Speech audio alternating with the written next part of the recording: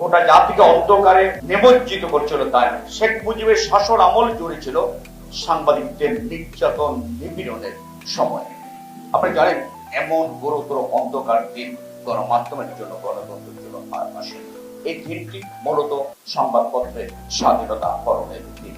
এই দিনটি গুরুত্ব বহন করে এই কারণেই রাষ্ট্রীয় সিদ্ধান্তে, সরকারি সিদ্ধান্তে সংবাদপত্রের শিল্পের সাংবাদিক কর্মচারীদের মুখের রাষ্ট্রীয় নেওয়া হয়েছিল। এমন ভয়ঙ্কর সিদ্ধান্ত রাষ্ট্রীয়ভাবে হতে পারে সভ্য কোন দেশে সেটা কল্পনা করা যায় না।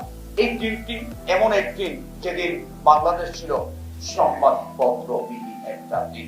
বলা হয় 4টি সংবাদপত্র রেখে সব সংবাদপত্র বন্ধ করে দেওয়া যায় না, কোন সংবাদপত্র সেদিন ছিল না। 4টি সংবাদপত্রকে ওদিন নতুন করে লিখতে হয়েছিল। যেমন ইত্তেফাকে লিখতে হয়েছিল প্রথম বর্ষ প্রথম সংখ্যা, অর্থাৎ সব বন্ধ করে দেওয়া হয়েছিল। আবার নতুন করে 4টাকে অনুমোদন দেওয়া হয়েছিল। বাস্তবে সেদিন ছিল সংবাদপত্র বিহীন একটি দিবস। সারা দুনিয়াতে এই ধরনের কোন ঘটনা ইতিহাসে আছে বলে অন্তত আমার জানা নেই। এটা ছিল সত্য স্বাধীন বাংলাদেশ, যে দেশে 30 লাখ মানুষ গণতন্ত্রের জন্য, দেশের স্বাধীনতার জন্য, সার্বভৌমত্বের জন্য জীবন দিয়েছিল। সেই দেশে দাঁড়িয়ে এমন একটি সিদ্ধান্ত 30 লাখ শহীদের রক্তের সাথে চরমে বিশ্বাসঘাতকতা ছিল। বাস্তবিকতাই যদি বলি, এই 16 জুন গণতন্ত্রের কফিনে শেষ প্যারেডটি ঢুকিয়ে দিয়েছিল স্বৈরাচারী শেখ মুজিবুর রহমান সরকার।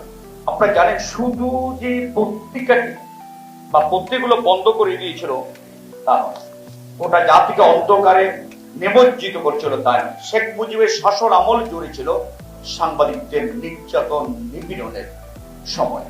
আপনার এই যে সংবাদপত্রগুলো কেন বন্ধ করে দেন? এই সংবাদপত্রগুলো বন্ধ করে মানুষ যাতে সত্যটা জানতে না পারে। দুর্নীতি হচ্ছে, সেই নিউজ মিডিয়া আসছে। লুটপাট হচ্ছে, রিলিফ লুট হচ্ছে, সেগুলো মিডিয়া আসছে। আওয়ামী লীগ যুবলীগের লোকরা ব্যাংক ডাকাতি করছে মুজিব পুত্র, সেই নিউজগুলো মিডিয়ায় চলে আসছে। এই জিনিসগুলো যাতে সত্যটা মানুষ যাতে জানতে না পারে, মুজিবের কৌশল ছিল সেটি সংবাদপত্র বন্ধ করে দিয়ে সত্য জানা থেকে মানুষকে বিরত রাখা, অর্থাৎ যা থেকে অন্ধকারে ঢুকিয়ে রাখা। এর ফলে কি হলো? দুর্নীতিবাজদের উৎপাদ বেড়ে গেল, লাগামহীন ভাবে দুর্নীতি করা শুরু করে দিল। রাজনৈতিক নিপীড়ন, খুন খারাপের বেড়ে গেল, রক্ষী বাহিনীর অত্যাচার বেড়ে গেল।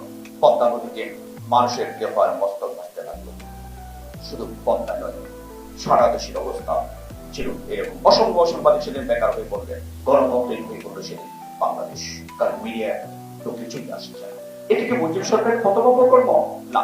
ক্ষমতা গ্রহণের পরপরই শেখ মুজিবুর রহমান সংবাদপত্র দলনের সুপরিকল্পিতভাবে বিভিন্ন পদক্ষেপ গ্রহণ করেন। এটি ছিল চূড়ান্ত পর্যায়ে। 1973 সালে the printing presses and publications declaration and registration act করছেন। সংবাদপত্রের গলা টিপা হত্যার এটি ছিল প্রথম একটা শক্তি। 74 সালে বিশেষ ক্ষমতা জারি করলেন। এর মাধ্যমে সংবাদপত্রকে নিয়ন্ত্রণের উপর একটা ব্যবস্থা করা হলো। অর্থাৎ গণমাধ্যমের ডিক্লারেশন দেয়া না দেওয়ার কর্তৃত্বটা পুরোটা মুজিব সরকারের নিয়ন্ত্রণে নিয়ে নেওয়া হলো। ভিন্ন মতের পত্রিকাগুলোতে পিটিও বাহিনী দিয়ে হামলা করা হলো। সংবাদপত্র অফিসে ঢুকে সাংবাদিকদের উপর নির্যাতন করা হলো। অসংখ্য ঘটনা। আপনার 1972 থেকে 75 সালের প্রথম কিস্তিতে তারা কি করলেন? অত্যন্ত অবমাননা করে ভাবে সরিয়ে দেওয়া হলো দৈনিক বাংলার প্রতিষ্ঠাতা সম্পাদক প্রথিতযশা সাহিত্যিক আবুল কালাম শামসুদ্দিনকে। বাংলা সাহিত্যের ইতিহাসে যার নাম চির স্মরণীয় হয়ে আছে। মিথ্যা অভিযোগে দীর্ঘদিন যাবৎ কারাগারে নিয়ে নির্যাতন করা হয় দৈনিক পূর্বদের সম্পাদক মাহবুবুল হককে। মানুষের প্রতীকের একজন সাংবাদিক মাহবুবুল হক, তিনি নির্দোষ প্রমাণিত হওয়ার পরে ছাড়া পেলেও তাকে তার পদে বসতে দেয়নি মুজিব সরকার।